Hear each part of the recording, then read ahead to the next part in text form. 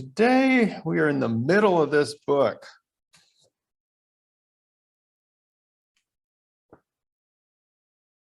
Been trying to follow Gillian Tett on her Financial Times column, what she's learning from eating dinner with the Zelensky, 3 ways to watch corporate responses to the Ukraine conflict. But unfortunately, they're all in the Financial Times. It costs me, I think, at least $40 a month to be able to. I know it seems a little, it's the Financial Times. Well, you don't just get Gillian Tett's columns, you get rockin' information, financial information. You don't want to.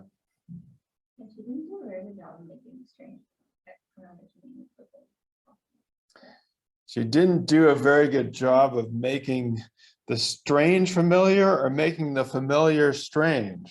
Financial stuff went over my head, even though I understood the overarching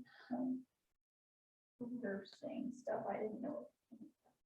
And that's that. Well, I think it's worth talking about how she does in the middle of the book. In fact, I think that the middle of the book, especially that 5th chapter, is probably where she made most of her fame and fortune as an anthropologist, editorial journalist, commentator. Like, she didn't really make a lot from the Tajikistan material. She just got a PhD out of that, which is not nothing. You of course want your PhD, but her real, this chapter 4, the financial crisis, I think that's where she got, that's her best stuff. But I think we do need to talk about why that may be not so understandable, or just about in general this idea. Actually, Liz, you said that there wasn't much to argue about here. You didn't seem too enthused. Yeah, but like a lot of stuff went over my head. It's not like financial stuff. I'm not used knowledgeable about that. So her talking like CBS and all the acronyms, even though she said what they are, so that. Yeah, I mean, I guess I would say I think part of her point is that nobody understood what was going on. And so she was firing off all these acronyms at us, not in the hopes that we would understand them, but in the ways that we would understand that it was too complicated for anyone to understand, or it was being made needlessly complicated. But it is strange that people, well, let's put it this way. The first part of the book was making the strange familiar, which is a kind of classic anthropological thing. That's where she reads all of these classic anthropologists, and that's basically what anthropology has been doing. That's probably why people come to anthropology, right? They want to read about strange people, but find out why they're, why they're nice. But this next part, how to say, this is what Microsoft PowerPoint told me to put up as a picture when I typed in making the familiar strange, which seems like a good picture to have. We have, looks like a married person giving a cucumber to an elephant. That's my interpretation. You have to make this, wait a second, that's not familiar, that's just weird. Okay, so the point is, though, that I think that she talks about a lot of anthropologists that people really haven't read that much of, and a lot of things that people don't really understand. And I think that this making the familiar strange in some ways has never really caught on. Like, it's not why people come to anthropology class. You don't come here to do if you want to do that, you're just going to go to business classes, I guess. So she has a couple different strategies here. One of them is to say, it's just like being back in Tajikistan. In fact, that's what she said. So when she walks in, there's all those acronyms you're all complaining about, CDO, CDS, ABS, and CLO. It's like being in Obi-Safed again, I thought. Culture shock. So on the one hand, she's saying, hey, you can just take these, and this is a well-worn anthropological idea that you can just take the techniques that you were using in the Trobriand Islands or off among in the Inuit, and you just put them on the business people. You just apply it to them. Or, well, she doesn't put it this way. It's like, I'll just throw some Bourdieu at them. I'll just use some Bourdieu. Simply, does Bourdieu come up any? Pierre Bourdieu. Does he emerge in your studies in any other places than anthropology? Anybody seen Bourdieu around? He's not living anymore, but read. Bourdieu is for me, is a curious figure because he does get used both. It's curious that she uses him in her Tajikistan analysis and in the business stuff. And I think that happens a lot with Bourdieu. You see Bourdieu because he's French. So the French are kind of he strides the boundary between, some people considered him to be an anthropologist and he worked in Algiers. And some people consider him to be a sociologist, and he does a lot of stuff on the sociology of education too, distinction, cultural capital. So he gets used a lot there are a lot of education professors and a lot of sociology professors who use Bourdieu. So he gets used all over the place in both places. And I think in anthropology, I think that we like Gillian Tett, or I like Gillian Tett, because she's like, okay, well, I'll use this idea of habitus. Now, two of you were with me in cultural anthropology where we talked about this very thing, the idea of habitus. It was a long time ago, I know. And I went back and looked at my slide, and I looked at what Bourdieu had said where he did this. He talked about in the outline of a theory of practice. So he calls the habitus history turned into nature, denied as such. And then I think I gave you this sentence. The habitus, the durably installed generative principle of regulated improvisations. Yeah, you thought those acronyms were hard to understand. Bourdieu is crazy hard to understand. It's probably in some ways impenetrable to understand. And I'm not sure if he just needs a better translation into English or not. If you look into her end note on page 250, where she cites Bourdieu and the habitus and then says, hey,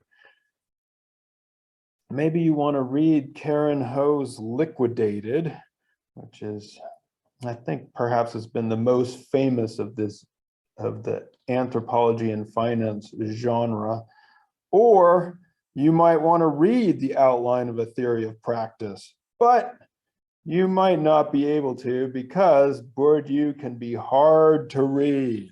So you might want to read this easier person. What I think Bourdieu was trying to say, because you might wonder, well, what's the difference between habitus and just culture? I mean, what was he trying to do there? Why didn't he just say culture? And why does he have to be so complicated? What I think he's trying to do is get away from that sort of traditional idea of culture and anthropology as this mental map, this system that we must follow. And that's why he's talking about how all of these things get integrated into our habits, our bodies, our materials, so that we are able to do things, improvise, do different things. We're not robots following our culture, but at the same time, the system can be the system can be reproduced and it feels so natural, or that history feels very natural. So if I were getting down on Gillian Tett's use of Bourdieu, she seems to use him as kind of just another mental map or another cultural map, when I think he's trying to do more than that. But so on the one hand, she's saying, all right, well, I'll just use this stuff. I'll just use some Bourdieu. It's just like being in Tajikistan. But then she wisely says, maybe not, or hey, something is different here. So I guess I would ask, well, let's say you wanted to take your classic anthropological study, you know, Malinowski or going to the Trobriands, and you just say, okay, I'm going to come over here and go set up my participant observation tent with some bankers. What's going to happen?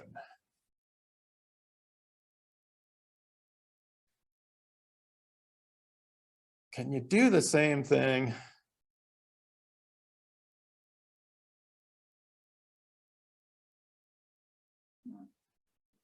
Not easily.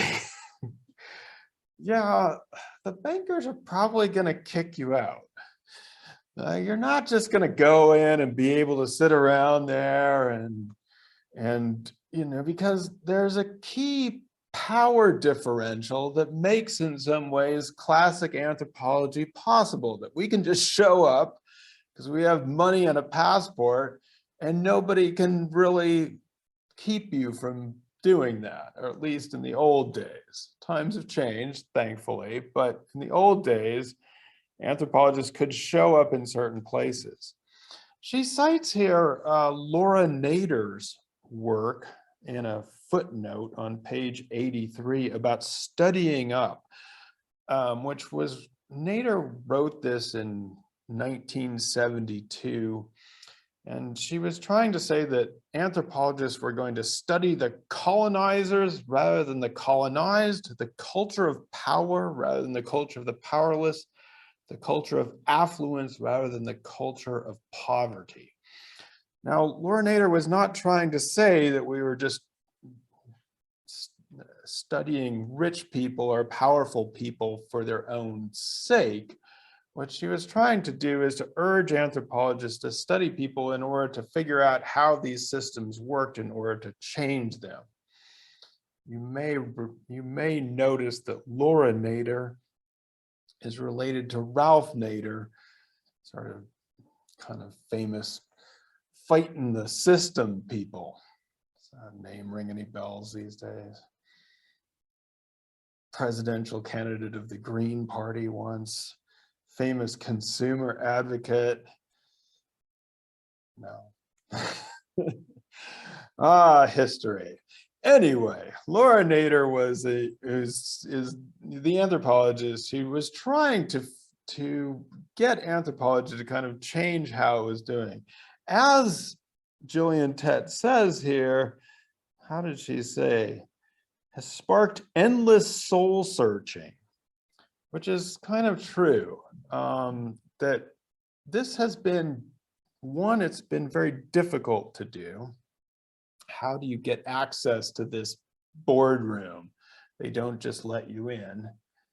Also, I would just mention that Nader is here also trying to address, as I've talked about with you, one of the very worst concepts that was ever invented in anthropology, which is the idea of the culture of poverty, and the idea that people were sort of stuck in this cycle that was, you couldn't get out because it was the culture of poverty.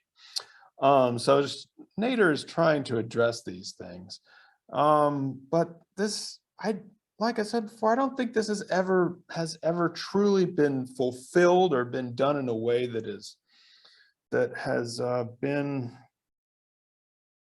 satisfactory, you might say. And one of the other problems is because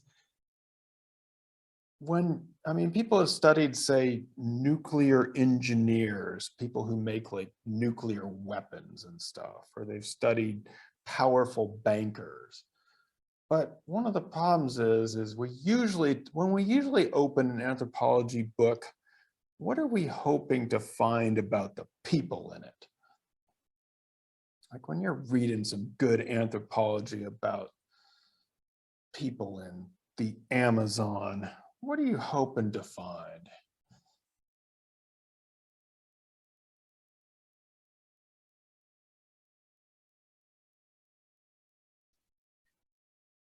Let's see. What's the best? What's the best anthropology ethnography you've read here?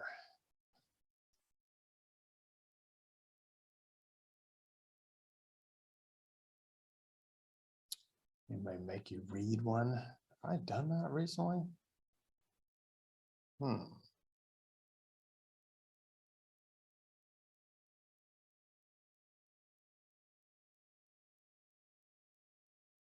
me think. Cultural anthropology. Ah, right. Ah, there's one. When you're reading about gang culture and people who are trying to make it, or people in different places who are trying to make it, what are you hoping to find about them?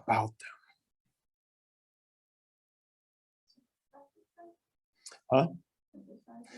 Yeah, I mean, you're kind of hoping that you're hoping for anthropologists to help you to bridge the gap, right? To sort of empathize, to kind of relate to understand people, so that we don't have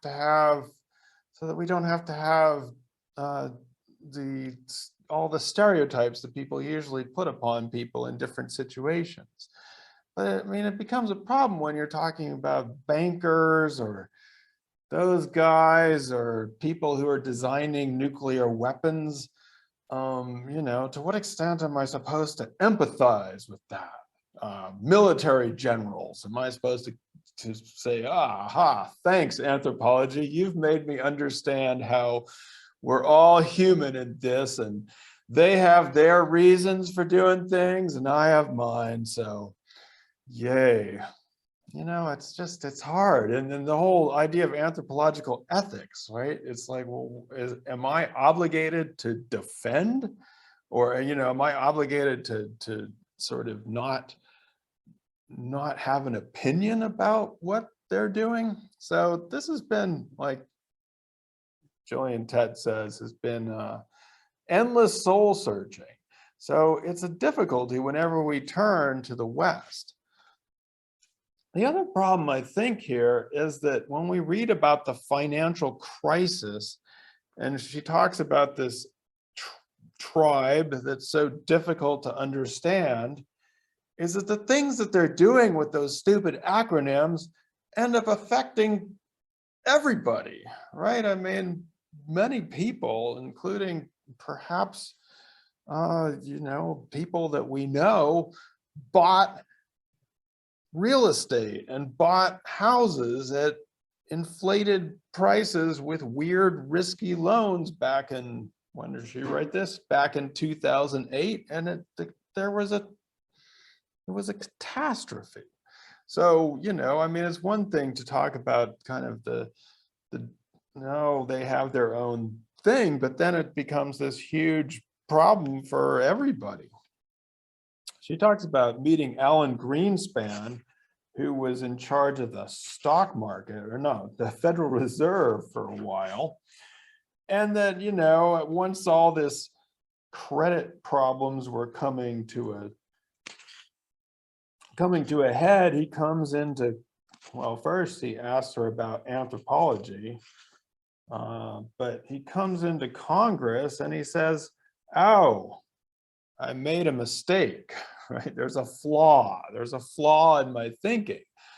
But, the problem is that it didn't just affect him. I mean, it's one thing if I make a mistake, if there's a flaw in my thinking, I mean, it might affect me, maybe you a little bit, but it doesn't affect probably a whole lots of people all over the place.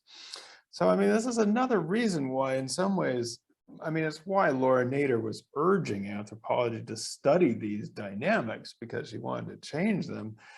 But it's been difficult to gain access, and it's also important to understand the power dynamics that are going on there.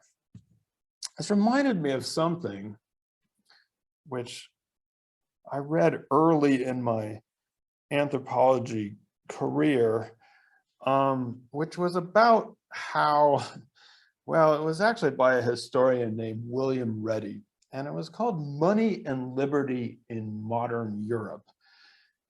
And I have to say that this book went nowhere. It was, even in his own career, I think it didn't. He then started studying things like emotions and things like that. But he was trying to do a couple different things. A couple things that he said that were super interesting. One of them was trying to understand the emergence of this idea of freedom, free markets, all those things that we hold so dear. And what he said was that really, if you look historically, nobody would have voted for, or I mean, a free market was never, a so-called free market was never democratically instituted. It was always basically instituted by force. It was only the democracy part came later. If people were able to vote, they would not vote for this market mechanism. And he also was trying to understand in a different way what money does and how it is. And that's why, again, Greenspan's quote about there was a flaw in my thinking reminded me of this. So he said that what money does and what being able to do this accounting is to set up a field of force where you have on one pole, on one side, you have a wealthy person with an account book. And on the other side, you have a person who's paying rent and has a bunch of needs. And then this part has always struck me, a pen. You can take a pen by raising a rent figure at one pole, may cause physical pain in the stomachs and on the calloused hands at the other pole.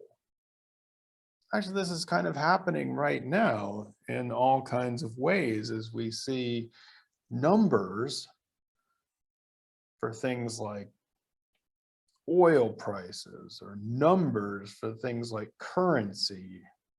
And then people change these around. Now it's done, of course, with computers and digits. And it should seem, it shouldn't, I mean, what difference does it make what the digits are? But those result in people not having enough to eat and not being able to do what they once were able to do. So it's a strange, I mean, I often say that money is a social construction. It's only there because we believe it's there, but it has these real effects. So he was trying to understand a different way to understand money and tell us a different kind of way of analyzing class. Like I said, this book kind of went nowhere, though. It should have. It's very smart. It's a way of talking about. So Greenspan asks Gillian Tett about anthropology, and she talks to him about, or she recommends a bunch of different people, and she recommends this person, Douglas Holmes, an American anthropologist, had studied the rituals of institutions such as the Bank of England and the Reserve Bank of New Zealand. That led him to conclude that central bankers exerted influence on the economy, not so much by mechanically changing the price of money, but by casting verbal spells. There they are, those verbal spells. all the acronyms, CDO, CBD, that's something else. What do you think of that book cover?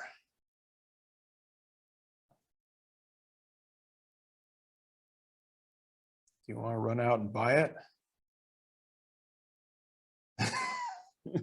No, it looks boring. I'm going to get in trouble for saying this. I found him. He's down there at Binghamton. He's not even that far away. There he is down there.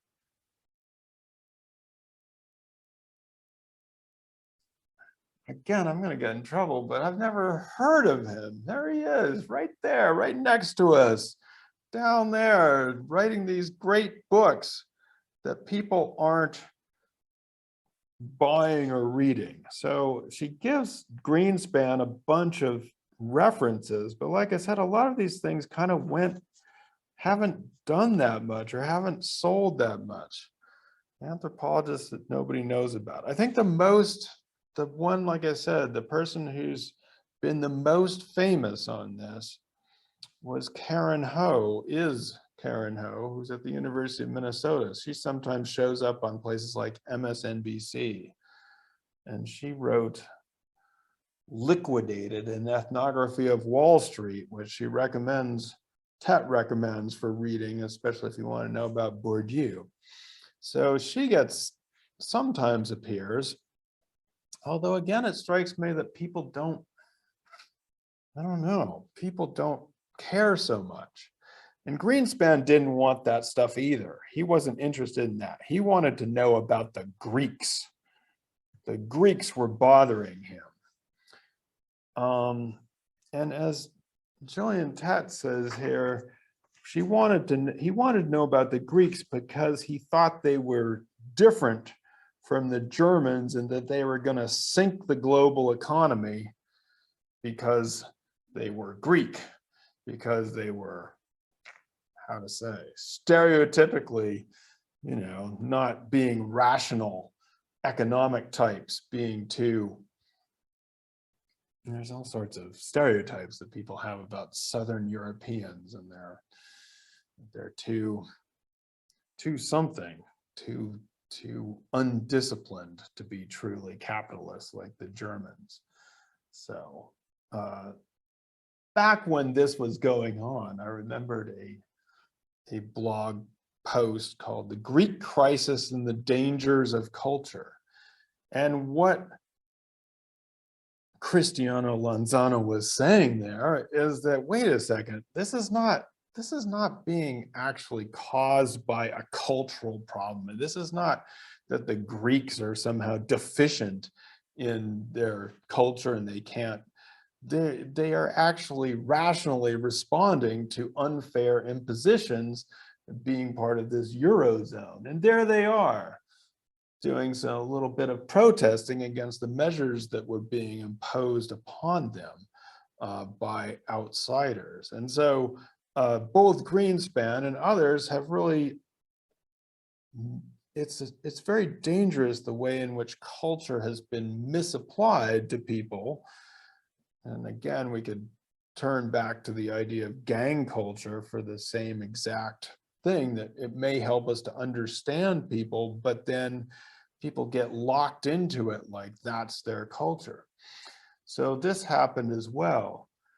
Interesting cartoon, as I said, or cartoon, political commentary, that a lot of the measures, a lot of the so-called free market ideas would never have been voted in. They'd be voted down if they had been taken to a real vote.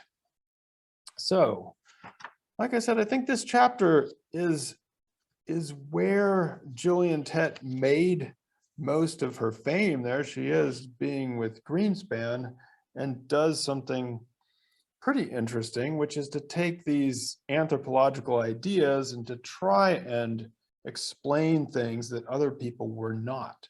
There's a lot of potential pitfalls there. So, and she does the corporate conflict thing. And then she goes on to the chapter 6 is called Weird Westerners. I want to talk about this chapter a little bit too. This is actually my least favorite chapter of Tett so far. She starts off here with Horace Miner's body ritual among the Nakirema, which is perhaps the classic example of making the familiar strange. Were you all made to read this? Who made you read this? Did I make you read it? Sugandhi does. How does that work in her class? Intro to Anthro. Yeah. Yeah, most of the time I've used it in Intro to Anthro. But it is the classic way in which we tell people to look at ourselves as strange. In this, I mean, in this chapter, she talks about it as the landmark satirical essay, but she then goes on to basically say that a bunch of people jumped in and did consumer ethnography, looking at Miner's technique to embracing Miner's idea to look at consumers, which I guess is a kind of a strange way to think about it.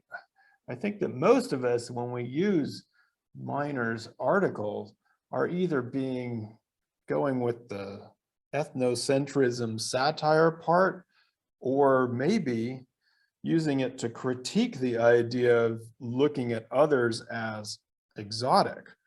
But in this version, it launches into this consumer ethnography of things like that nursery place, and also pet food. So, like I said before, this book is in part based on another book that I once assigned for the Anthropology of Work, and so I remember this study of pet food. This is by the same people who give us Mars. They give us M&Ms, or is that Hershey's? Mars gives us different kinds of chocolate, but they also give us pet food and all kinds of dog food. So this is actually some really quite interesting research by an anthropologist.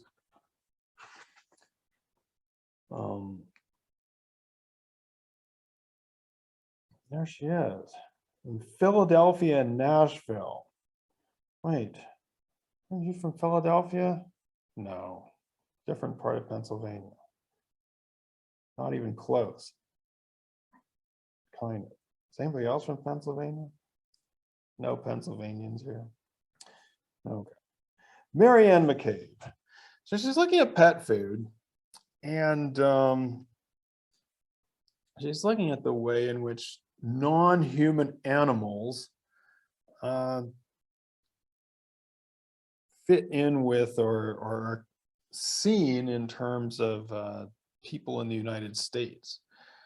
And what I think that at least in this was one of the most sophisticated consumer studies, because she went deep into kind of the anthropological jargon of, you know, where animals fit into sort of Western ideas.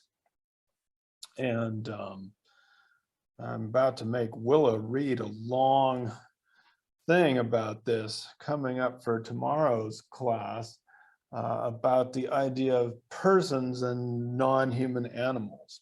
So this will kind of be a shortcut.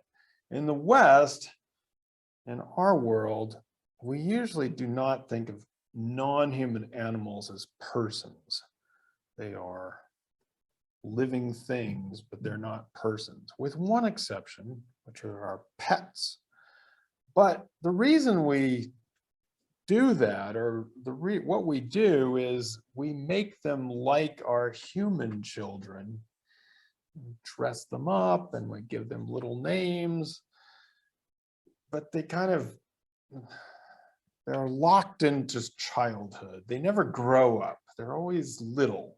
And that's why you see them on the street in their cute little clothes and people talk to them, but they address them as if they're kids. And so we usually don't think of animals as persons except we make an exception for our pets, but it's because they're animals, or our humanness is rubbing off on them. Now, Tett makes the point that in other societies, she says that they oppose the human to the animal, and that actually is not technically true. Again, as I've been making Willa read about, which is that in other societies, humans are persons, and some non-human animals can be persons as well. They're not human persons, but they are persons. And in these societies, it's not that they are sort of these little kids or locked into childhood. They're actually fully adult. And that's why in some ways, she talks about those dogs. People feed the dogs and care for them. The dogs remain living outside and are free to be their own beings, which is true because they are their own beings. They have their own autonomy and they're not getting their personhood just from being around people. It's because they're out there being beings. Dogs are one potential example. Better examples are perhaps the bear, but like I said, that's a different class. So again, really interesting stuff about humans, non-human animals, our relationship to our pets. How does this help McCabe? What is she able to do with that wonderful theoretical information? Sell dog food. It worked. She was able to sell a bunch of dog food. There she is, the co-editor of Women, Consumption, and Paradox, which is an interesting, the paradox here, of course, is that, and as she goes on, then they talk about the Campbell's soup and the laundry detergent and all those things. And it's like, oh, hey, we have a problem. Let's bring in an anthropologist and do this stuff, and then we'll target the moms, hit them with these ideas to help sell the pet food. I don't know. I'm not against that, but it is a paradox, right? It is something that we have to always keep in mind when we're doing our ethnographic analysis. In McCabe's original work, she also notes the ethical dilemma that if our pets if we consider them to be persons, then why do we allow ourselves to buy and sell them and keep, as she puts it, keep them for our own pleasure, which is a moral dilemma, or it should be, but more dog food, more pet food than chocolate they were selling. It's like it's a multi-billion-dollar industry in this country. So then she goes into the weird Westerners is also taken from, she goes into this person's work, Joseph Henrich.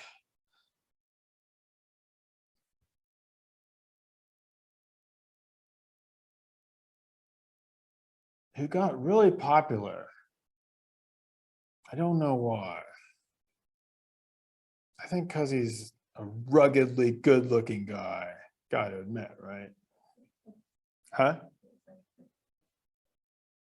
Every man put in one. Yeah, doesn't he? Look at that.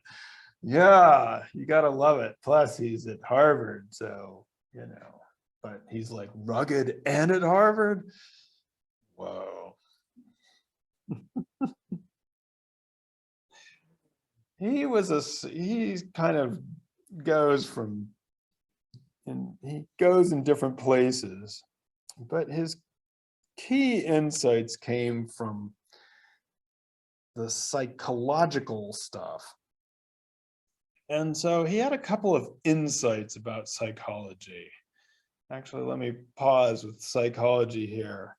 Colette, you talked about the psychology and the Hawthorne effect. What have you learned about that? Or you said something about studying some psychology. What do you know? Like the Hawthorne effect is mainly used in psychology, not really. I've never seen it really in anthropology, except for when she mentioned it. Yeah. So where have you seen it, or how did it influence your psychological understandings? I mean, you have to like put it into stuff that you think is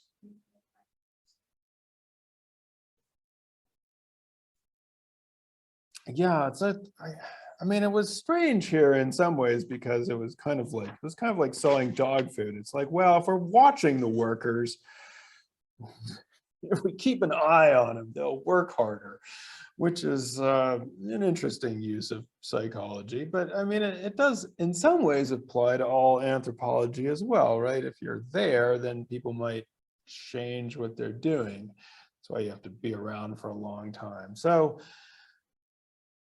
I think that initially anthropologists kind of liked Henrik, in the sense that one thing he was saying was that a lot of the psychological studies were biased toward people who were in the college classroom. So one of the things he pointed out was that most psychological studies were carried out on college students, and that college students were representative of what they called weird societies, Western educated, industrialized, rich, and democratic. And so anthropologists were kind of into this because we're like, aha, finally, somebody's saying what we've been saying, which is don't just look at Western societies when you're making up your big pronouncements about human nature and the human mind.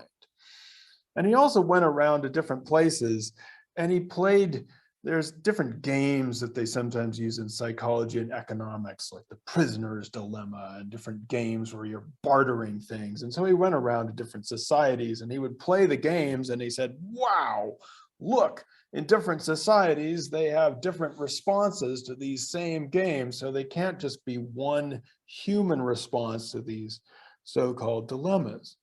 So anthropologists, at first, I think, well, I mean, we probably, as anthropology usually ignores most people who aren't anthropologists, but at first we kind of liked it because like, oh, there's a psychologist over there who's saying what we want to say, which is, you know, hey, let's not just, that we are weird here and we shouldn't assume that we're the standard of everybody else. We need to go out and do that.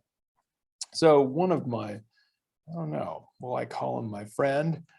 A fellow blogger at the time, Greg Downey, an anthropologist, wrote a blog post that was analyzing one of Henrik's first articles, which was about the weird.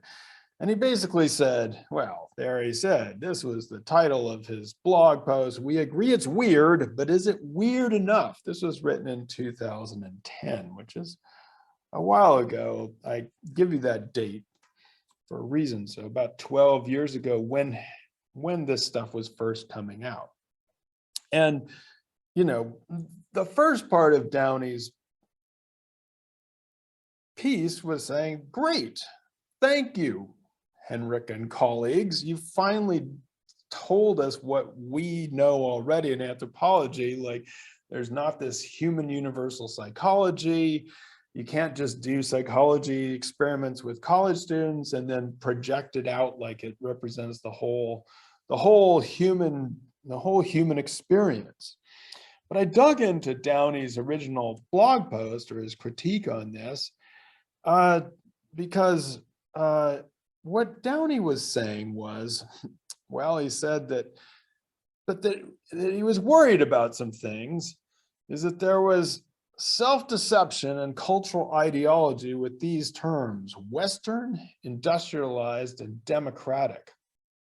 And I guess I will also note here that Tett actually changes the I in the weird to individual, which is, I think that's why I went back to the original. I think he really did mean industrialized. But as Downey said, right, he's like, well, I'm not going to even deal with the Western because lots of people have done that.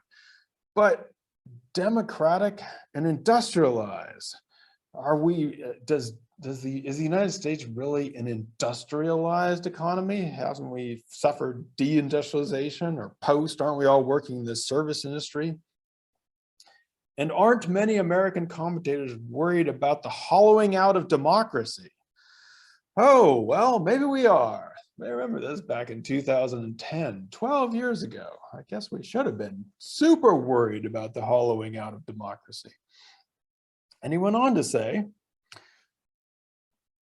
sum up this post-Henrik next stage concern. So Downey had already moved past Henrik. He was like, well, that was a good piece, but my concern is, my worry after Henrik, I worry that weird classification flatters the weird, focusing on traits that Westerners typically highlight to describe themselves in ways that are, however, inadvertently pretty self-congratulatory. So again, in his acronym, Henrik was saying, well, we're weird, so you shouldn't just do psychological studies on us because we're the weird. But as Downey points out, okay, the acronym is weird, but if you dig into those ideas, it's basically like, hey, we're Western, rich, democratic, educated. Yes, this blog post is super long. I'm taking out some other interesting parts about when he talked about Brazilian students coming here and their ideas of what people in the US were like. He's making his joke here. If we call them materialistic, young, self-obsessed, pleasure-seeking, isolated, consumerist, and sedentary, myopics, wouldn't be so flattering. Anyway, I bring all that up because here we go, back to Henrik. All the man rolled into one man. And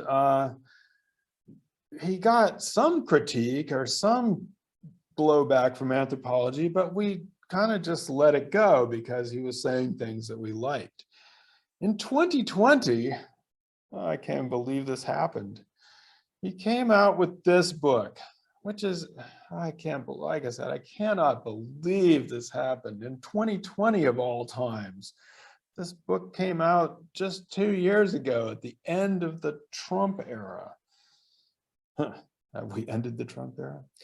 The weirdest people in the world, how the West became psychologically peculiar and particularly prosperous. So all of a sudden, it's just like Downey said, all the stuff that they were saying, oh, it's weird, became this self-congratulatory narrative, which explains why somehow we've become all prosperous. We're weird, and that's great. Which, like I said, I can't even believe this is happening. Trump, you'd think that people would realize from 2016 on that the whole idea that, as Tett says, that people in the West are like more individual and don't let their family off for things. I mean, my goodness, cronyism came back with a vengeance if it ever left, and that we're educated and industrialized and democratic. But, you know, like I said, this makes me want to throw up in various ways, not least of which is that it fits this idea of people coming out with either a psychological or some sort of explanation for this idea that the West became different because of religion or psychology or geography, and doesn't talk about, well, let me just say that any book that tells you about the rise of the West that doesn't talk about colonialism or enslavement or inequality, you should be careful of. We can talk about psychology, but you have to throw that other stuff in there. And so that's one of the reasons why I would like you to compare books like that, maybe even books like Tett's with our next book, which is going to be Mark Schuller's Humanity's Last Stand. Don't worry, he won't be telling us how we've become particularly prosperous in the West, or he will be. A different story on this. Anyway, I do think we can learn some big lessons or some lessons from Tett's work trying to make us Westerners strange.